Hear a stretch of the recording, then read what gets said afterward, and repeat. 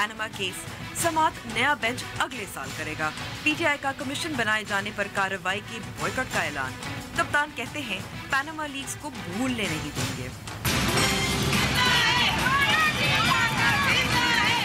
कराची अजीजाबाद में MQM London कारकुनों का power show, मुतादिद गिरफ्तार। क्या MQM पाकिस्तान की मुश्किलात बढ़ रही हैं?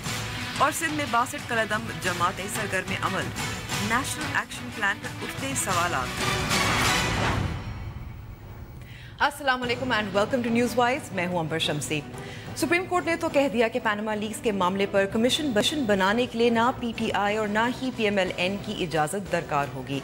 सर्दियों की छुट्टियों से पहले और चीफ जस्टिस अनवर ज़हीर जमाली की रिटायरमेंट तक बस 2 समातें रह गई हैं और अभी तक बेंच दोनों तरफ से दिए गए सबूत से मुतमईन नहीं। तो पैनामा लीक्स पर इतनी ही बात, सियासी इल्ज़ाम तराशी बगैर किसी फैसले के। और आज MQM लंदन का यौम शहदा की तकरीब, जिस पे रेंजर्स और कारकुनान के दरमियान कशीदगी और गिरफ्तारियाँ। क्या MQM लंदन अपनी सियासी क़ुव्वत ज़ाहिर करने की कोशिश में कामयाब रही? MQM पाकिस्तान कहाँ है? शुरू करते हैं टॉप स्टोरी से।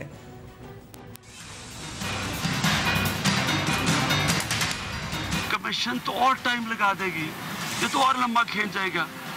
हमारी तो कोशिश ये है कि 8 महीने से सारी कौम फंसी हुई है इस तराब में, जिस तरह सुप्रीम कोर्ट के बेंच ने कहा, तो वो यही फैसला कर दें।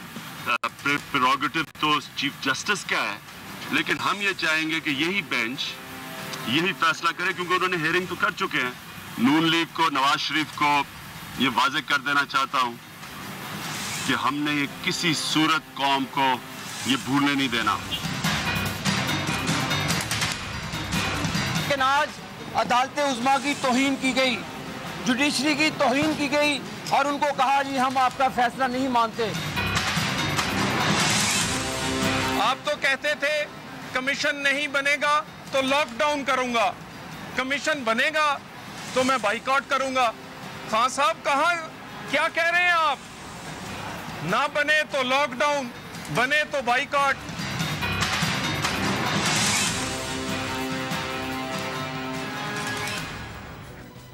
ये तो थे अदालत उज़्मा के बाहर जो सियासी बयानात, लेकिन इसमें जो कानूनी पहलू हैं और कुछ जो सियासी पहलू है, इस पर बात करने के लिए हमारे साथ मौजूद हैं माहिर कानून सलमान अकरम राजा साहब और कॉलम निगार और तज्ज़ियाकार अयाज अमीर। आप दोनों का बहुत बहुत शुक्रिया हमें वक्त देने का। सलमान साहब, पहले आपसे शुरू करती हूँ। कमीशन क्यों ज़रूरी लग रहा है? क्योंकि कुछ ऐसे ही ज़ाहिर हो रहा है कि अदालत में मूड है कमीशन बनाने का। जी, चीफ जस्टिस साहब ने आज अदालत में ये वजाहत की कि कमीशन वो इसलिए समझते हैं बनना चाहिए कि कल को कोई फरीक ये ना कहे कि हमें पूरा मौका नहीं मिला, जो दस्तावेज़ात दी गई उनको ठीक तरह से देखने का, उनके हवाले से और मज़ीद शवाहिद पेश करने का, गवाहान पे जरा करने का, ये तमाम मौके हमें चूँकि नहीं मिले, तो इसलिए कल को कोई फरीक गिला ना करे। देखिए, इस बात में वज़न ज़रूर है, इस बात को हमें ठंडे जहन से देखना होगा। अब अगर आपने किसी शख्स के हवाले से ये कहना है कि वो सादिक और अमीन नहीं है, ये बहुत ही बड़ा एक इल्ज़ाम है, और अगर इस इल्ज़ाम को आपने साबित करार देना है तो ये एक बहुत बड़ा फ़ैसला होगा। इसके लिए अगर तो आप ये कहते हैं कि गवाह आएँ, एक ख़त आया है कतरी शहज़ादे का, उस ख़त को अगर आपने मुस्तरद करना है, तो क्या उस ख़त को मुस्तरद करने से पहले आप उस कतरी शहज़ादे को मौका नहीं देंगे कि वो उसकी तायीद में कुछ कहना चाहता है तो कहे, कोई मज़ीद अगर दस्तावेज़ात देना चाहता है तो दे? ये गालिबन मामलात थे जो अदालत के जहन में थे और इनका इजहार भी अदालत में हुआ। लेकिन दूसरी तरफ अब मामला ये है कि PTI की जानिब से ये कहा जा रहा है कि जो मौक़िफ़ अपनाया गया है वो ऐसा नाकाबिल कबूल है कि अदालत को यकसर सरे दस्त उसको मुस्तरद कर देना चाहिए और फ़ैसला कर देना चाहिए। अब अदालत ने बहुत, मैं समझता हूँ, एक मुश्किल मरहला है अदालत के सामने। एक तरफ तवक्कुआत हैं जो बहुत बढ़ चुकी हैं और ठीक शायद बढ़ चुकी हैं, क्योंकि इस मुल्क में इस वक्त तक ये सूरत हाल सामने आई है कि कोई इदारा ऐसा नहीं है जो सच की तलाश में मदद दे सके। अगर अवाम सच जानना चाहते हैं तो अवाम को सच तक ले जा सके। सुप्रीम कोर्ट वो वाहिद इदारा था जो आगे बढ़ा और जिसने ये बीड़ा उठाया कि हम सच तक पहुँचेंगे।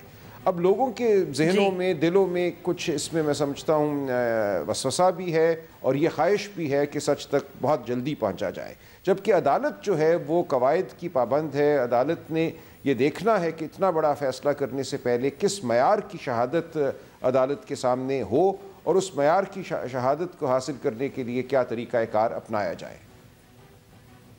ठीक है, अयाज साहब, आपको लगता है कि इस वक्त PTI जो है वो अब अवाम की अदालत पर इन्हिसार कर रही है?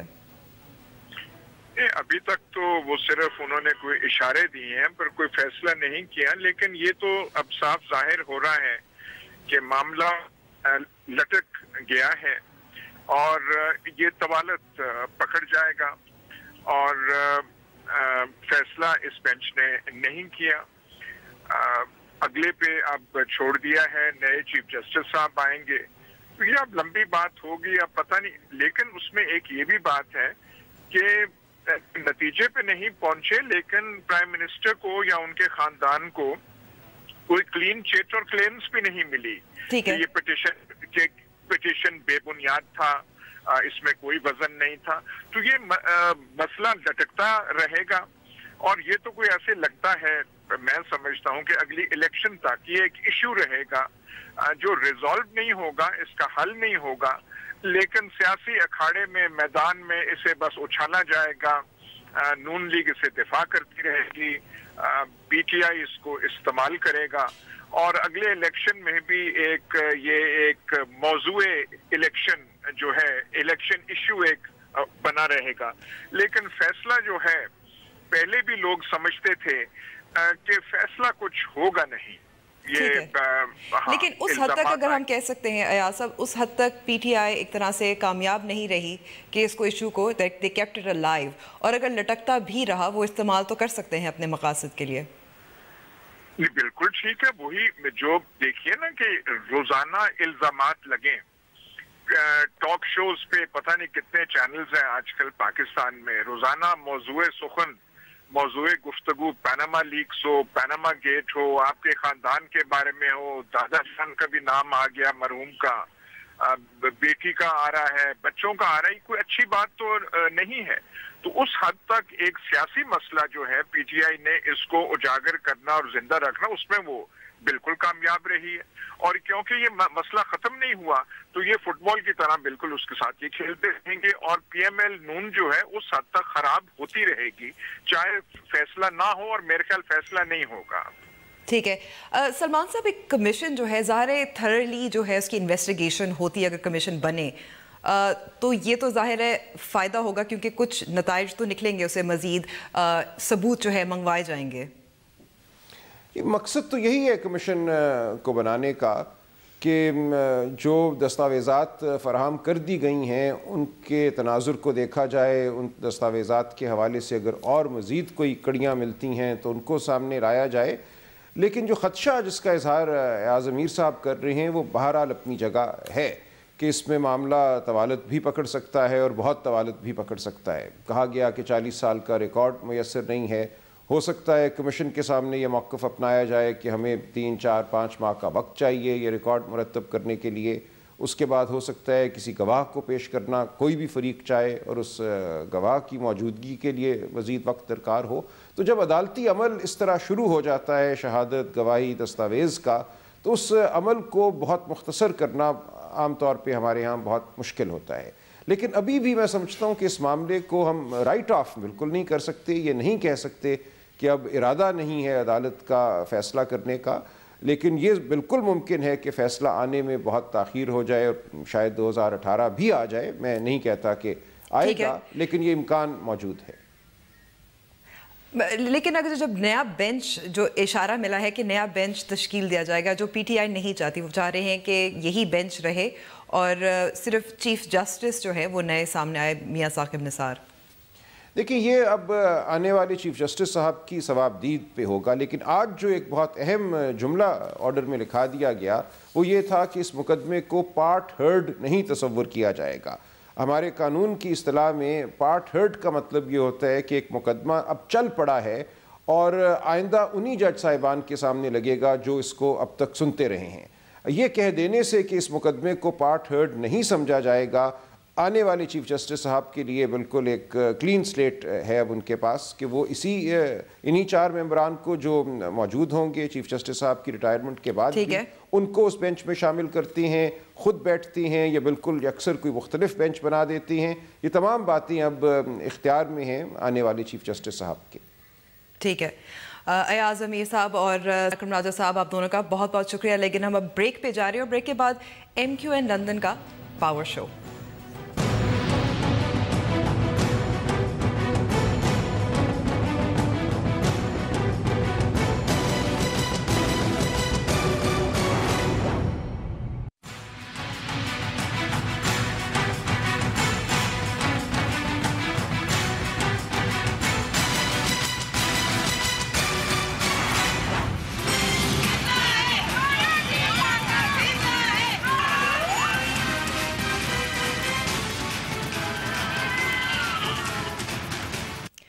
MQM लंदन के कारकुनान और रेंजर्स के दरमियान जो आज कशीदगी और जो मामला हमने कराची में आज देखा, उस पर बात करने के लिए हमारे साथ सीनियर सहाफ़ी और तजज़ियाकार आमिर अहमद ख़ान मौजूद हैं। बहुत बहुत शुक्रिया वक्त देने का आमिर साहब। आमिर साहब, ये ऐसा लग रहा था कि MQM लंदन जो है वो अपनी स्ट्रीट पावर दिखाने की कोशिश कर रही थी, कुछ हद तक कामयाब भी। मेरा ख्याल है अंबर, ये स्ट्रीट पावर दिखाने से ज़्यादा ये टेस्टिंग द ग्राउंड जो है वो वाली सिचुएशन थी। वो देखना चाहते थे कि कुछ अर्सा गुजर गया है जब उन्होंने कोई ख़ास कार्रवाई नहीं की, ख़ास तौर पे नज़र आने वाली कार्रवाई उन्होंने नहीं की कराची के अंदर। तो ये वो छेड़ के देखना चाहते थे कराची को कि क्या वहाँ पर माहौल है, और उन्होंने जैसे ही ये किया तो ऑब्वियसली रेंजर्स का एक फौरी रिस्पॉन्स था, जिससे मेरा ख्याल है MQM ने, अब MQM तो नहीं कहना चाहिए, अल्ताफ़ हुसैन ने ये नतीजा निकाला होगा कि ये अभी भी उतने ही अलर्ट हैं टू दिस सिचुएशन, और अभी भी उनका वही रिजॉल्व है कि अल्ताफ़ हुसैन को कराची के अंदर पाल नहीं होने देना चाहिए। वो आज की सूरत हाल में आपको नज़र आया कि छोटे से मुजाहरे के ऊपर भी रेंजर्स ने एक भरपूर रिस्पॉन्स दिया। तो ये आपस की छेड़खानी है, मैं नहीं समझता हूँ कि ये शो ऑफ स्ट्रेंथ इसको कहना चाहिए। सो टेस्टिंग द ग्राउंड, लेकिन अब जैसे अब ये भी देखने की कोशिश, ये भी देखना ज़रूरी होता है, फॉर इंस्टेंस कि नज़र आता है कि क्या कराची की सड़कें जो हैं अभी भी लंदन से कुछ हद तक कंट्रोल हो रही या नहीं? देखें जी, सड़कें तो कभी भी कराची की कंट्रोल नहीं हुई हैं लंदन में। कराची के अंदर एक अंडरग्राउंड, एक ज़ेरे ज़मीन एक मशीनरी थी, एक जो अपनी मर्ज़ी से कराची के अंदर कोई भी सूरत हाल पैदा कर सकती थी, अमन अमान की सूरत हाल ख़राब कर सकती थी, पुरतशद्दद कार्रवाइयाँ कर सकती थी। वो मशीनरी ज़रूर लंदन से कंट्रोल होती थी, या अल्ताफ़ हुसैन साहब उसको कंट्रोल करते थे। जहाँ तक उनकी स्ट्रीट पावर का ताल्लुक है अंबर, पहले भी हमें उनकी स्ट्रीट पावर इलेक्शंस में ही नज़र आई है, इलेक्शंस के ज़रिए ही नज़र आई है, या जब उनके ऊपर पाबंदी नहीं होती थी और वो बहुत बड़े बड़े इज्तिमा बुला लिया करते थे कराची में और उनको फ़ोन के ऊपर उनसे ख़ताब किया करते थे, उस सूरत में नज़र आई है। अब वो सहूलत उनके पास रही नहीं है, वैसा काम तो वो कर नहीं सकते हैं। तो अब उनकी कराची के ऊपर जो कंट्रोल है, कराची की सड़कों पर किस हद तक उनका कंट्रोल है, वो जब तक इलेक्शन नहीं हो जाते वो हम नहीं देख पाएंगे। इस तरह की छोटे मोटे शो और छोटी मोटी अपनी प्रेजेंस के बारे में लोगों को याद दिलाते रहना, क्योंकि याद दहानी कराते रहना कि अभी मैं ज़िंदा हूँ, अभी मैं हूँ, और अभी मैं MQM में भी दिलचस्पी रखता हूँ, MQM की सियासत में भी, कराची में भी दिलचस्पी रखता हूँ, वो करने के लिए तो वैसा कर सकते हैं, लेकिन उससे किसी किस्म का हतमी नतीजा निकालना कि उनका किस कदर तक कंट्रोल है अभी तक कराची पे, वो मेरा ख्याल है ज़रा मुश्किल है। लेकिन आपको लगता है कि जो रेंजर्स ने जो आज किया है वो हैवी हैंडेड ज़ाहिर है, क्योंकि वो जो सुनने में आ रहा था कि वो झंडे गाड़ने की कोशिश कर रहे थे, झंडे लगाने की कोशिश कर रहे थे चौक पर। इससे कतई नज़र नंबर कि वो क्या करने की कोशिश कर रहे थे, वो बॉल चौकिंग की कोशिश कर रहे थे या झंडे लगाने की कोशिश कर रहे थे। इस सूरत हाल के अंदर जो मुझे बड़ी दिलचस्प एक चीज़ नज़र आती है कि कराची में जहाँ तक अल्ताफ़ हुसैन का ताल्लुक है, ये रेंजर्स ने, और जाहिर है कि रेंजर्स फ़ौज का एक ज़ैली इदारा है, तो उनके ज़रिए फ़ौज ने ये बहुत वाज़े कर दिया हुआ है कि जहाँ तक अल्ताफ़ हुसैन का ताल्लुक है, कराची की सियासत में दो किरदार हैं, एक अल्ताफ़ हुसैन और एक फ़ौज। सो अगर अल्ताफ़ हुसैन सामने आएंगे तो उनके सामने सिंध की हुकूमत नहीं खड़ी होगी, या कोई वफाकी हुकूमत का कोई इदारा नहीं खड़ा होगा, या सिंध के सियासतदान उसको काउंटर करने की नहीं कोशिश करेंगे, यहाँ तक कि MQM पाकिस्तान भी उनको काउंटर करने की कोशिश नहीं करेगी। वो बराह रास्त उनको रेंजर्स का सामना करना होगा। तो एक ऐसे मुल्क में जहाँ कहते हैं कि जमहूरियत भी है, एक मुंतखब हुकूमत भी है, एक सियासी हुकूमत भी है, सियासतदान रोज़ माशाल्लाह हमें बड़े फ़ाल भी नज़र आते हैं, वहाँ पर कराची एक ऐसा शहर रह गया है जहाँ जिसकी सियासत का एक हिस्सा और एक बहुत अहम हिस्सा वो फ़ौज ने अभी तक खुले आम, बग़ैर ढके छुपे, बग़ैर किसी किस्म के कवर के, उन्होंने खुलेआम अपने कंट्रोल में रखा हुआ है। ये चीज़ आज बड़ी ही वाज़े नज़र आई। इसलिए मैं नहीं समझता हूँ कि रेंजर्स के जो रिएक्शन था उसको हमें गेज करने की ज़रूरत है। इससे हमें पॉलिसी समझ में आती है फ़ौज की।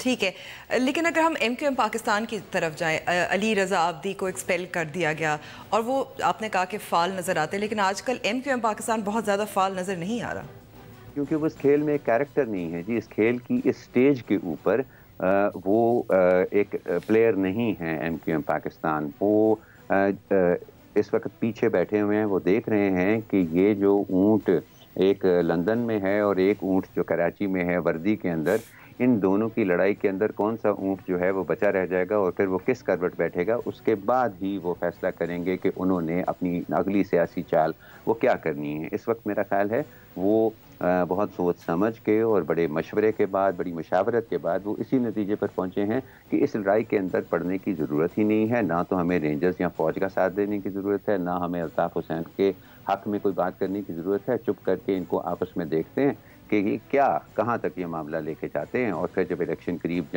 आ जाएंगे तो उस वक्त जो भी सूरत हाल होगी उसके मुताबिक वो फैसला करेंगे। तो ये एक स्ट्रेटेजिक खामोशी है, सोची समझी खामोशी। और दूसरी तरफ अब MQM पाकिस्तान के मेयर वसीम अख्तर, उनको बेल पर रिलीज़ किया गया, लेकिन he is also seems to be playing it safe. वो मोहतात रह रहे, लग रहा है कि मोहतात हैं। जी, जाहिर है कि वो भी बहुत मोहतात हैं, और उनकी एक बड़ी ही मेरे लिए अंबर ख़ास तौर पे एक बड़ी ही एक सैड सी सूरत हाल है। उनको मैं जब भी देखता हूँ मुझे एक ऐसा सियासतदान नज़र आता है जिसकी माजी के अंदर जितना भी तशद्दुद रहा हो, जितने भी सवालात हों उनके माजी के बारे में, जितने भी गोश्त हों उनकी पास्ट में, और जो अंग्रेज़ी में कहते हैं कि however many skeletons in his cupboard, इस वक्त वो जेन्युइनली उनकी कोशिश भी है, उनकी ख्वाहिश भी है कि वो अपनी सियासत को री इन्वेंट कर सकें, वो जेन्युइनली कराची के लिए कुछ कर सकें, वो करना भी चाहते हैं, वो अपनी माजी की सियासत से दूर भी हटना चाहते हैं।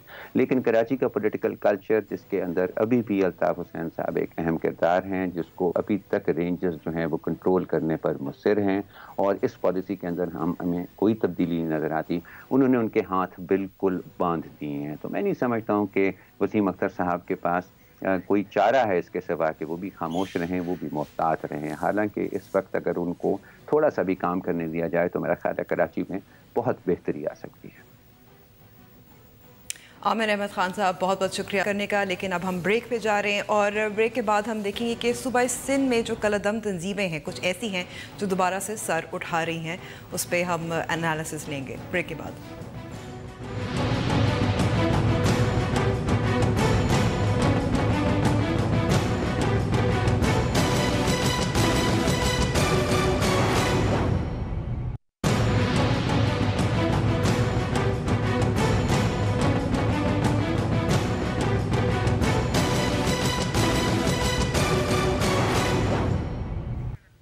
न्यूज़ वाइज में एक बार फिर खुशामदीद।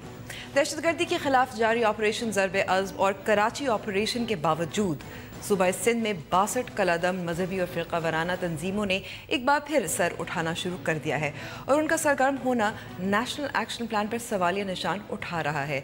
देखिए हसन मंसूर, जो डॉन अखबार के रिपोर्टर हैं, उनकी रिपोर्ट का ये खुलासा। महकमा दाखिला सिंध की जानिब से जारी की गई सरकारी रिपोर्ट में सूबे में 62 सरगर्म कालदम मजहबी और फिरका वाराना तंजीमों की निशानदेही की गई है और इनसे मुताल्लिक वफाकी वजारत दाखिला से मजीद तफसीलात की दरख्वास्त की है। रिपोर्ट में कहा गया है कि तहकीकात में इंकशाफ हुआ कि वफाकी हुकूमत की जानिब से कालदम करार दिए जाने के बाद गैर फाल होने वाले 35 ग्रुप दोबारा फाल हो गए हैं। इन ग्रुप्स में 12 बेनजीर आबाद में दोबारा उभर कर सामने आए, जो सूबाई हुक्मरान जमात पाकिस्तान पीपल्स पार्टी के शरीक चेयरमैन आसिफ अली जरदारी का आबाई जिला है। इसके अलावा 6 कालादम गिरोह सक्खर, 5 मीरपुर खास, 3 हैदराबाद, 3 कोरंगी और 2 कराची गरबी, सजाल और टंडू मोहम्मद खान में दोबारा उभरे। हुकाम का कहना है कि वफाकी हुकूमत ने सिंध में काम करने वाली कालादम तंजीमों के 602 अफराद को फोर्स शेड्यूल में शामिल किया। इंसदाद दहशतगर्दी के कानून के मुताबिक वफाकी हुकूमत कालादम ग्रुप या तंजीम का हिस्सा होने के बायस किसी शख्स को कालादम करार देकर उसका नाम फोर्थ शेड्यूल में शामिल कर सकती है। फोर्थ शेड्यूल में शामिल 602 अफराद में से 221 का ताल्लुक कालादम सिपाही साहबा पाकिस्तान से है। फोर्थ शेड्यूल में शामिल दीगर अफराद में से 4 का ताल्लुक खुद्दामुल इस्लाम, 4 का हरकतुल मुजाहिदीन, 3 का मुहाजिर कौमी मूवमेंट हकीकी, 10 का पाकिस्तान सुन्नी तहरीक, 39 का सिपाही मोहम्मद पाकिस्तान, 41 का लश्कर जंगवी और 12 का लश्कर तैयबा से ताल्लुक है। इसी तरह 32 को जैश मोहम्मद, 5 को जंदुल्ला, 10 को जमातुद दावा, 27 को तहरीक तालिबान पाकिस्तान, 3 को जय सिंध मुत्तहिदा महाज, 20 को तहरीक जाफरिया पाकिस्तान, 1 को लियारी गैंग, 1 को हिजबुल तहरीर, 8 को अहले सुन्नत वल जमात, 3 को अलकायदा। जिहादियों की कैटेगरी में शामिल 18 अफराद और तमाम फिरकों से ताल्लुक रखने वाले 120 मुश्तबा अफराद को फोर्थ शेड्यूल में शामिल किया गया है। सूबा सिंध के वजारत दाखिला की इस परेशान कुन रिपोर्ट और उसके नताइज के बारे में बात करने के लिए हमारे साथ मौजूद हैं अफजल शिकरी साहब, जो साबिक IG सिंध रहे हैं, और नफीसा शाह साहिबा, जो पीपल्स पार्टी की रुकन कौमी असम्बली हैं। आप दोनों का बहुत बहुत शुक्रिया वक्त देने का। अफजल साहब, आपसे शुरू कर रही हूँ कि 35 ऐसी तंजीमें हैं जो रूपोश हो गई थी, वो दोबारा उभर गई हैं, तो ये तो काफ़ी परेशान कुन। और नेशनल एक्शन प्लान पर जाहिर है फिर सवालिया निशान उठते हैं कि ये कहाँ है। वजह यह है कि जो नेशनल एक्शन प्लान जो है, इस पर जो कार्रवाई हुई, ये कार्रवाई जो है जिसको हम अमूमन ऑपरेशन कहते हैं, इस पर ये सिर्फ एक सेगमेंट के ऊपर हुई, और वो सेगमेंट ये था कि जो कत्ल गारत हो रहा है, वायलेंस हो रही है, इनके ग्रुप्स जो है इनको ब्रेक किया जाए और इनको गिरफ़्तार किया जाए और इनके ख़िलाफ़ कार्रवाई हो। और ये कार्रवाई बुनियादी तौर के ऊपर मिलिट्री और पुलिस कार्रवाई थी, और जो कराची में भी हुई, पाकिस्तान के बाकी इलाक़ों में भी हुई, और उसके बाद उस पर जो फॉलो अप एक्शन होना चाहिए था, जो आपका क्रिमिनल जस्टिस सिस्टम जो है उसने पूरी तरह से ऑपरेटिव होना था, और उसके ऊपर इन लोगों को सज़ाएँ होनी थी, प्रिवेंटिव एक्शन होना था, और फिर सिविलियन जो आपका गवर्नमेंट का स्ट्रक्चर है, जिसमें नेक्टा जो है उसकी एक बहुत इम्पोर्टेंस थी, उसको काम करना था। इंटेलिजेंस एजेंसीज को उसको सस्टेन करने के लिए मदद करनी थी, और जो सिविलियन लॉ इन्फोर्समेंट स्ट्रक्चर है उसको अपग्रेड करके इफ़ेक्टिव करना था। मेरा ख़्याल है सिर्फ कराची की बात नहीं है, मेरा ख्याल है हम पाकिस्तान में इस कार्रवाई को करने में बुरी तरह से नाकाम हुए हैं, और उसकी वजह से आज फिर उस मुश्किलात से हम दो चार हैं। लेकिन अफजल साहब, अगर हम देखें कि अब प्रिवेंटिव एक्शन की आपने बात की, जो फोर्थ शेड्यूल पे होते हैं, इसमें बहुत सारी बड़ी तादाद है जिनका ताल्लुक सिपाही साहबा पाकिस्तान से है, तो क्या प्रिवेंटिव एक्शन होता है जब वो फोर्थ शेड्यूल पे हैं, उनको आप गिरफ्तार नहीं कर सकते? How do you stop them? नहीं, अब गिरफ्तार करना और उस पर कार्रवाई करना, बहुत से लोग गिरफ्तार हुए हैं। उसके बाद अभी रिसेंटली कुछ टेररिस्ट जो है जिन्होंने एडमिट किया कि उन्होंने पुलिस ऑफिसर्स को टारगेट किया, और बहुत से आपके आर्टिस्ट उनको टारगेट किया, वो ज़मानत के ऊपर रहा होकर फिर रहे थे। वो क्या वजह है? वो आपका जो क्रिमिनल जस्टिस सिस्टम जो है वो स्ट्रक्चर आपका फेल हो गया है। हम सारा ब्लेम जो है पुलिस की इन्वेस्टिगेशन के ऊपर कहते हैं, बिल्कुल वहाँ पे भी कमज़ोरियाँ हैं, लेकिन अगर वो कमज़ोरी है तो उसको दूर करने का किसकी जिम्मेदारी है? वो सिविलियन गवर्नमेंट स्ट्रक्चर की है, और हम सच्ची बात यह है कि हम ये काम नहीं कर पाए हैं। उसकी मुख्तलिफ वजूहत है, मैं मानता हूँ कि रिसोर्स की कमी है। मुझे ये भी एहसास है कि जो फेडरेशन को जो इसके अंदर हिस्सा लेना चाहिए था, और जो इमदाद कर रही थी प्रोविंसेस की वो उन्होंने नहीं की हैगी, और उसकी वजह से आपके सामने ये मुश्किलात आ रही हैं।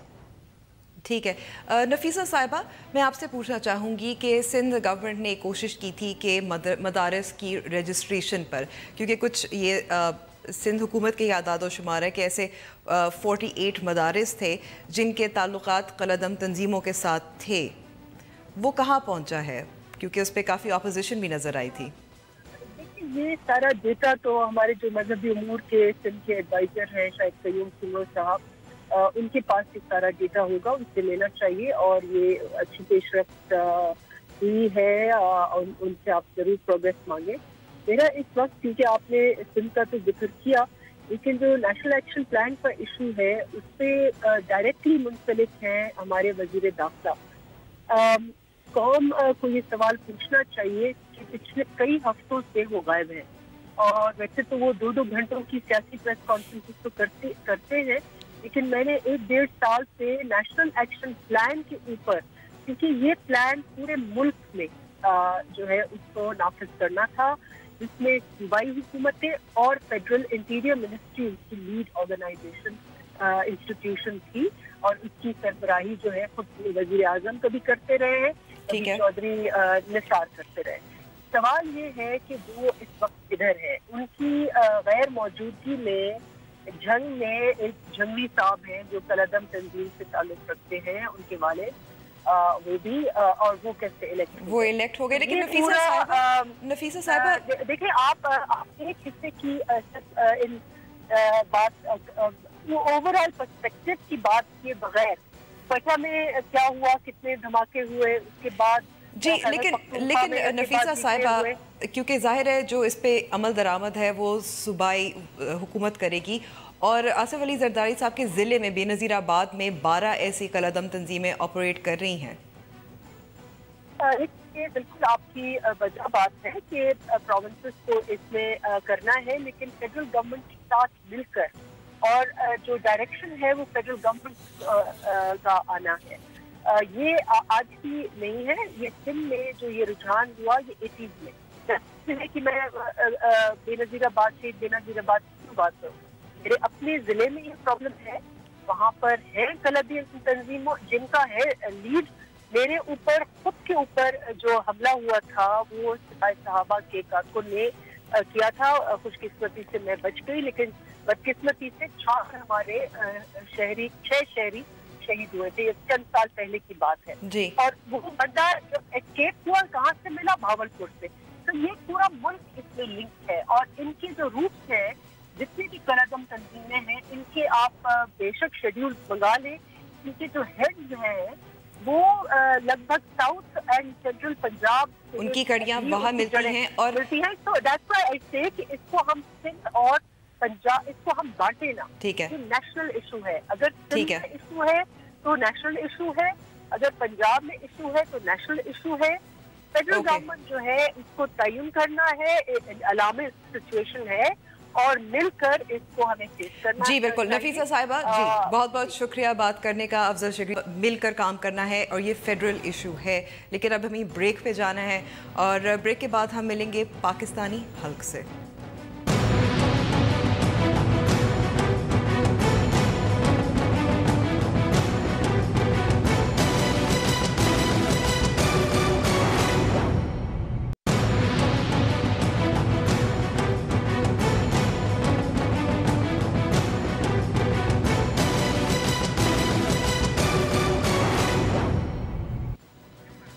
Welcome back to the show.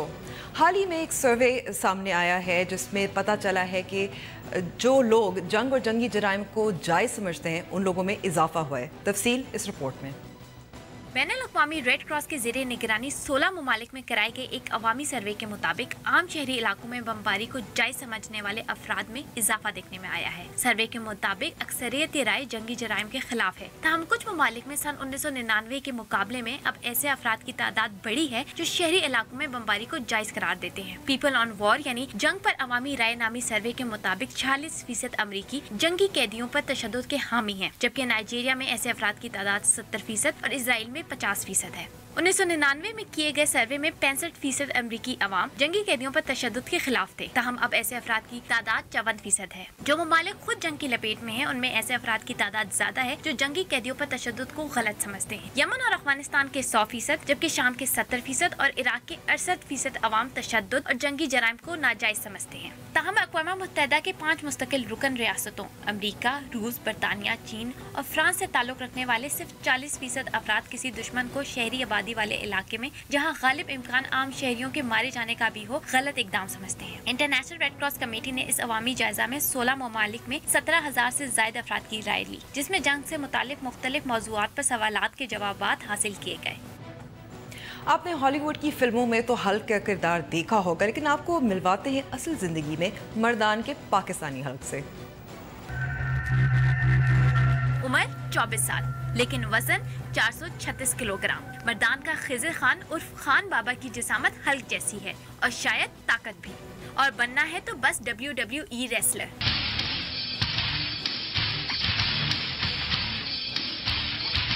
अवाम में तेजी से मकबूल होता मर्दान का खिज़र खान अपनी मुनफरिद जिसामत की वजह से मीडिया और इलाके के लोगों की तवज्जो का मरकज बना हुआ है। इस भारी भरकम जिसामत के लिए खुराक भी होनी चाहिए खास। वजन मेरा 436 kg है और खुराक तो मैं 5 लीटर दूध, 2-3 दर्जन अंडे, चिकन 4-5 चिकन। खान बाबा ने बचपन के रेसलर बनने के ख्वाब को सच करने की ठान ली।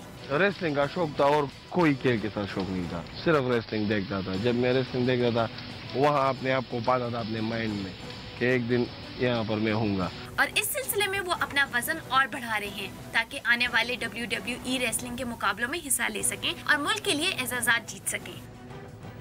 न्यूज़ वाइज का वक्त अब खत्म हुआ है। उम्मीद है आपको प्रोग्राम पसंद आया होगा। मुझे इजाज़त दीजिए, पीर तक खुदाफिज।